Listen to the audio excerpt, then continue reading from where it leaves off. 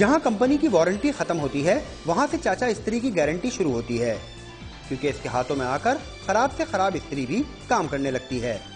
All round दुनिया की हर किस्म की जो इस्त्रियाँ आती है मैं बनाता हूँ, और इंशाल्लाह देख लो मेरे पास है वैरायटी सब पड़ी हुई है, सब पुरानी होती है, वैरायटी होती है, उसको इधर उधर करके मैं अपना काम उसको करके देता हूँ।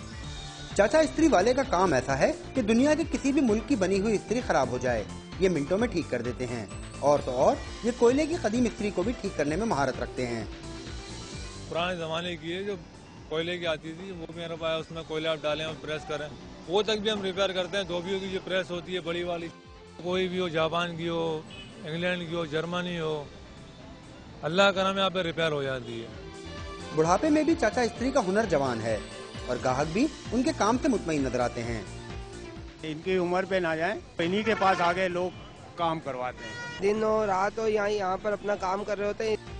जिंदगी भर मेहनत करने वाले चाचा इस्त्री वाले बुढ़ापे में भी अपने तमाम काम खुद अंजाम देते हैं और कहते हैं कि किसी पर बोझ नहीं बनेंगे।